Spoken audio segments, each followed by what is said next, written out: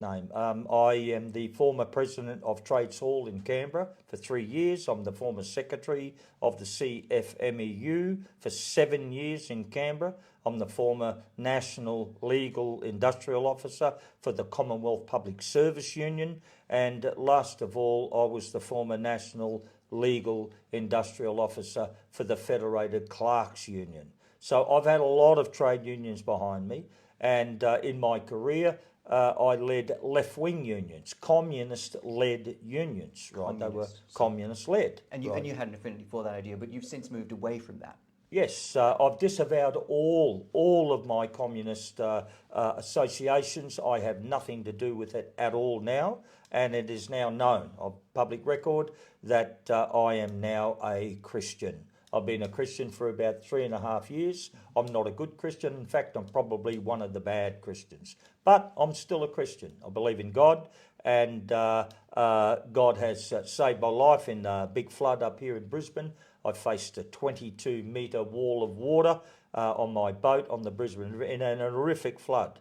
And my boat was the only boat not to sink, only boat not to be smashed to pieces. I survived 15 days on anchor, and it was only through the grace of God, and I know that. And now you're running the Freedom Union, and you still believe in workers' rights. But how did you come these days? I see you more, at least your public-facing role, at protests more than anything else. There was a libertarian rally about a year ago where I also saw a, shall we say, 2 stages set up. And then this past week, we also saw another stage was unloaded, separate to what had happened. How did you come to be a protester in that way? How did you come to be doing that? Well, that's what unions do. I mean, what I'm doing in the Freedom Union and what unions do. I mean, what do unions do? Unions fight for workers.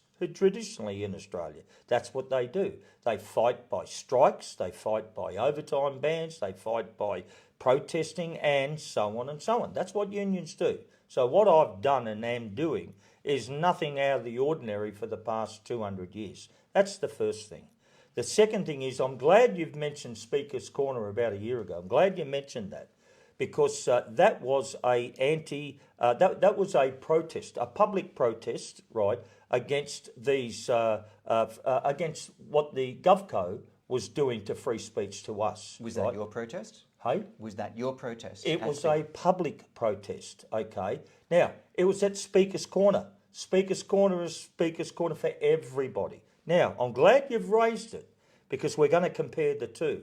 Now, when I was the first there to set up, and we went there to provide support, sausages, sandwiches, toilets, water, and so on at that event. It was a public event, right? Now, I went there, I put up a sound system, all that, so that we could invite people from the floor to speak. Now, another group, right, the libertarians, right, I call them the librarians, they fronted up and they wanted to claim it all for themselves. And I said, no, hang on. That's not right. It's not fair. Now, have a look at what I did. I shared the stage. I shared the microphone with the libertarians. I shared and invited all their people to come and eat with us, drink with us, speak to us, etc. I went overboard. Now, this was despite Craig Kelly and the libertarians. This was despite them wanting to have me arrested. They were calling for the police to arrest us. Me, calling the police to dismantle all of our equipment and so on. This is at Speaker's Corner. But you don't feel it was their protest. You don't feel, or you don't believe, because there was materials from the libertarians that came out first. I went back through the posts. Back through the dates. And their materials did go out first. They're calling for a public protest the same as we were calling for a public protest. I mean, come on. I mean, the one on the 13th of September, last Saturday, was a public protest. We had form. We went to the previous public protest. We shared the microphone. We shared water. We shared all of our food. We were camaraderie. There was no, as opposed to the reactionary, right, response from the libertarians and all of that group calling for my arrest, calling to dismantle our equipment. I mean, you know, come on. You can't have it both ways here. Surely, when you've filed in, I believe, on September in this most recent protest, which was the second March for Australia, which filed the Form 1 first, which put out their promotional materials first, who certainly by any viewer's standard would have seen it was the most well-known event. Surely that gives them an entitlement not to share a place, a stage with other causes they don't know about. Well, they do know. That's what I'm saying. We were there the year before. They do know who I am. They do know the Freedom Union. And our history with this group, right, with these types of people, the libertarian crowd, was one of camaraderie, one of sharing, one of not hijacking. That was our history. If anyone says anything different, right, show me the proof. I'll show you heaps of evidence of how we shared, worked together to make sure that the crowd, the actual important people here, went home with a good event under their belt. Now, that's what we've done. And we wanted to do before. Again, with this crowd, we put an application in, right? We went through, and let me make this clear. There are no permits. Go and look at the system. You notify the New South Wales Police of your intentions and you file those intentions. And then if it's declined, police reach out to you and say, we are not permitting this protest to go ahead. You file your intention and then they decide whether it will go ahead That's or not. correct. Yeah. And then the police, right, then picked a side. And you have to ask the question, why were we denied? Why were we lent on? Why were we strong-armed? Why? Having seen many protests, I can tell you why. The police want to know who the organisers are, and a single organiser, not 2, not 3, not 4. They want crowd control. They want order in the streets. They do not want, I can say with certainty, police do not want dueling or complex protest scenarios. One area, one protest, and what they would call a sterile area between protests. So that's why they would be concerned when 2 protests are happening in one place, regardless of alignment. But we were all one and the same. We went there to provide services, toilets, water, barbecues. That was our purpose. That's historically at the only previous example we've got at Speaker's Corner. That's what we did. It is ludicrous. It is ludicrous to say that the police don't know who I am. It is ludicrous to say that... I'm not claiming police don't know who I am. I say the organisers. The organisers, they need a single organiser, and the other organisers... That was me. Are either unfamiliar or do not wish to align. They have their own event, and it may be great that you want to support them, but the other organisers, they're fine. They don't want the support. Then they can't call for a public protest then. They can't call for a public protest. If they call for a public protest and we're supporting them in a public protest, then we're what? What? You're saying this section of the public are allowed and this section of the public aren't? Come on. Come on. If you want to cause problems, not avoid them, that's how to cause them. And that's what happened. They are look, I've been doing public protest for 40 years, Chris. I'm the former president of Trades Hall. I'm the former secretary of the CFMU. How many protests do you think I've done in my life? Hundreds of them. That protest that was run in Sydney on the 13th had thousands of police protection to protect it. Thousands of them. That's how many police to protect their march, their event. I've never seen it in my life. Do they not have do the organisers of this most recent protest have no entitlement to decide who will be on their stage? Is it not their event? Are we not allowed to attend a public event? Not attend.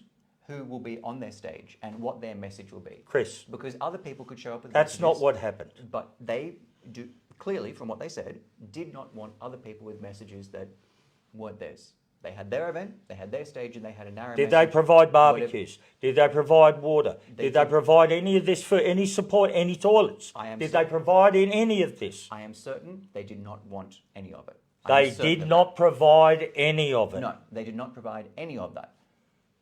Does that give anyone else an entitlement to therefore come with their own sound system because they don't bring sausages? We notified the police that we were going to be in attendance and what we were bringing.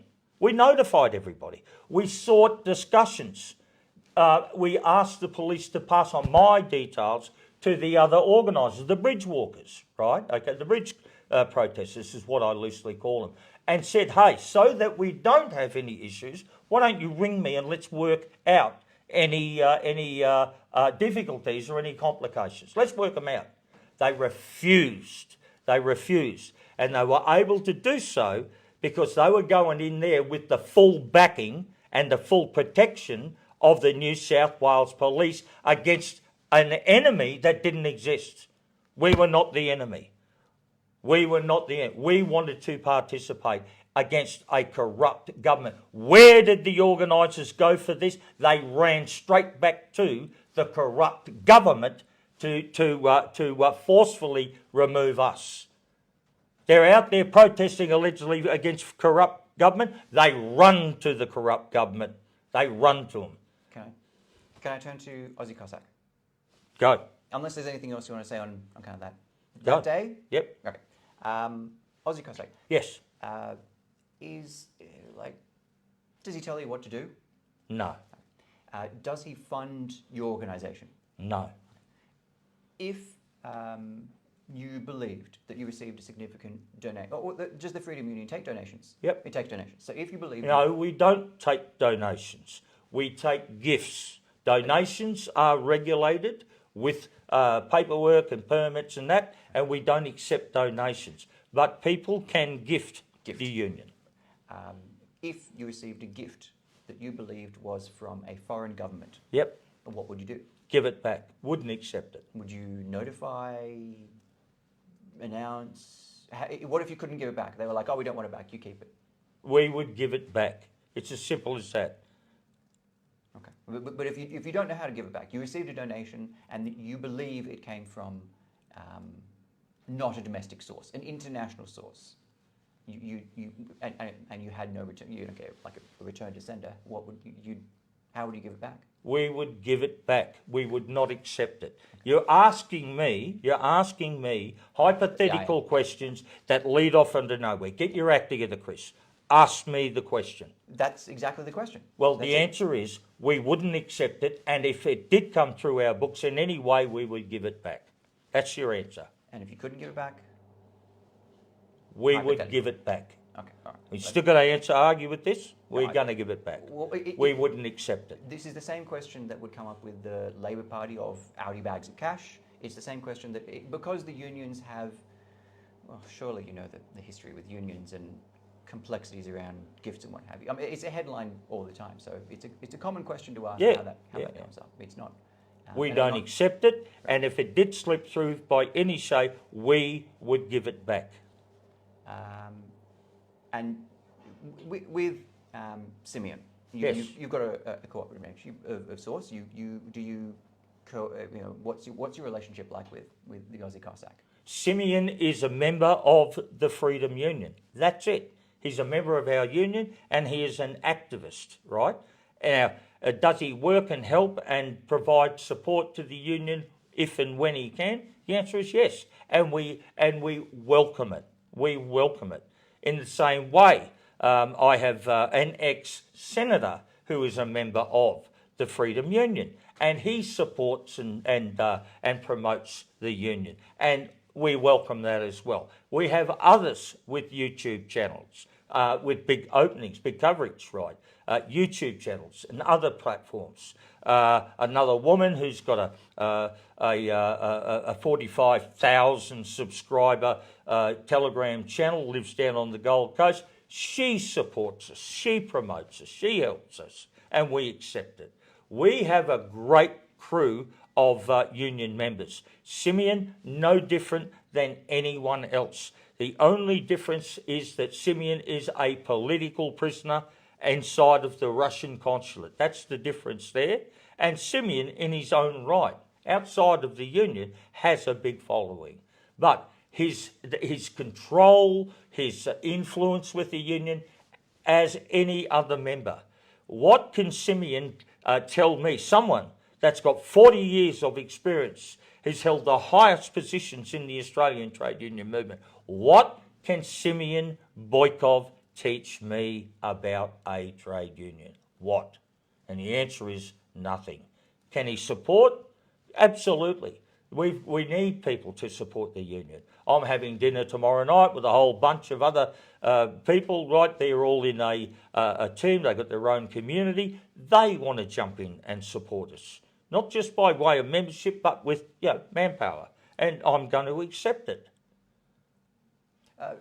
What do you want the Freedom Union to try to achieve? What do you feel that the existing set of unions? I mean, there's the CFMEU out there. There's the shop workers union. There's many different unions. Red Union is also an alternative union that's come up most recently. What's the unique selling point of the Freedom Union? Why do you need another union out there? We are the only Australian trade union that operates entirely under international law. That's the first thing. And that's very important, very important. We're not registered in any way under the GovCorp machinery like these other unions are. We're not registered under their machinery, right? We are entirely set up and established under international law, freedom of association, and all sorts of other supporting international laws. Now, we're the first ones to have tried this, the very first to have tried this. We're the first ones that are out there conducting themselves using international law. And yes, there's some questions asked. People don't quite know. People don't get it. We have no protections under Australian law. The Australian GovCorp attacking our members left, right and centre. And we're looking for shelter, protections to protect our members and to support our members. That's our job. That's what the Freedom Union was established for. And protesting against GovCorp's onerous decisions, their suffocating decisions, whether it's on free speech, whether it's on criminality, whether they're making us as criminals, right? That's all part of what we do. But we also lodge crimes before the International Criminal Court, and we've lodged several hundred so far, several hundred. Which political party would you say that the Freedom Union, or you or the Freedom Union support? What does the Freedom Union support? Is it the Labor Party? They are all scum. The entire political class in this country, all of them, all of them, all of the majors, all of the One Nations, all of the micros, none of them have done anything of any value for the Australian people to protect the Australian people against the mass onslaught that was levelled against them during the coronavirus, and none since. So, we don't support any of the political parties. You will never see myself or anyone in the leadership team of the Freedom Union ever stand for politics. We don't want your vote. If you want to go and vote for someone else. We don't want your vote. We are a trade union. That's what we are. And we are committed to defending and supporting you against all of the political class. All of them ain't worth 2 cents. None of them. I could go a lot worse than what I really think about them, but for your audience, Chris, needless to say, we won't vote for them, don't support them, we'll never accept money off them, we'll never give them money, we'll never stand, we'll never join with them in any way, shape or form. Then if you don't support any political party, that means that people's votes and support must go somewhere else. I mean, to say that all of them are terrible, none of them, not the libertarian, maybe not libertarian. None of them. Let me repeat it. None. N-O-N-E. None of them. Then what political pressure can the Freedom Union hope? We are a union. We're not a look, how many times I have to say this, Chris? We are a union. We are not a political party. We don't want people to vote for us. But if a union does not apply political pressure in support of its members, then what is its purpose? We are defending and supporting our members. I've told you our purpose. And the fact that we don't support political parties, that somehow makes us irrelevant? If it is not to apply political pressure to change the laws in support of your members, and then what do you do? I can see you're pretty limited in your thinking here, Chris. I can see you're pretty... Do you have any understanding of what trade unions have done in this country in the last 200 years? Some. Yeah? But assume I have none, because many viewers will not. Okay. I have zero. I've never heard of Deacon, Layla, never heard of them before. I am a simple shop worker. I am a simple retail trade member. And I don't know how unions work. I just know through Corona, and I want a bit more pay. In recent years, it is very obvious to see that there is no difference between the political parties and the Australian trade unions. No difference. They're one and the same. They're one and the same. That is why the Freedom Union is here. It is that corruption. It is that joined at the hip relationship which has alienated all of the Australian working class. And that's why we are here. We are here doing what unions used to do. They used to support their members. They used to defend their members. Not now. They are not doing it now, which is why we were born. But how did they support and defend them? What did they do? What? Bans, strikes, civil action, political campaigns, industrial campaigns. They done all sorts of things. What was the aim? What was like the end state? You have a strike in order for what? What's the goal? They took strike action to gain extra conditions, extra money, extra influence, etc. So they took industrial action to achieve that. And those benefits came in the form of laws, didn't they, in some way? Not initially, no. They were initially one on the job. And then when they become commonplace, that's when government picked them up and said, oh, well, we might as well make them a law. Superannuation as an example. The industry super scheme, I was part of setting up the C++ industry super scheme. We won that right throughout the industry. It was all set up, all paid. Years before, the Superannuation Guarantee Act came into Parliament and then they voted on it. But it had already been won economically and industrially out on the job, way before the laws were changed. OH&S is another. We have gone in and made workplaces safe. We have lifted standards years before laws were changed, to come in and support those advances that we've made. So your aims are not government first. Your aims are first to apply pressure to the employers. That's your first aim. Okay, I understand that. Look, right now, Chris, we have a law. It's called the Rome Statute. Penny Wong and not Jacinta Price, I'm sorry, another one, the Liberal just had a raging debate about this, but they both agreed that the Rome Statute applies here in Australia. It's law here in Australia. Well, the Rome Statute says that it is illegal for the Australian people, the population, to support the government, to pay taxation if they are involved in war crimes, okay? Now, the Australian government, right, the GovCo, are now named and tied into the International Criminal Court. They were, war crimes were lodged against them in February, March of last year before the International Criminal Court. They are now on trial for war crimes. So the Freedom Union's contention now is to say, well, the law says that if once they are in there on war crimes, right, then it is unlawful to pay taxation. So we're saying we're not paying taxation. There's a long history of people getting in trouble for not paying taxation. So We're saying we don't have any choice. We're saying the Rome Statute forbids us from paying taxation. Forbids us. Once a long time ago in the land of, well, anyway, if we go back to the beginning of Jesus Christ, he got in trouble with that. I mean, there's been a long history of people saying, careful with not paying your tax. Isn't at some point law going to not be on your side when it comes to paying tax? How is that? I've given you a briefing document from Birchgrove Legal. Birchgrove Legal were the ones that lodged the war crime on behalf of 150 lawyers in February of last year. They're our law firm.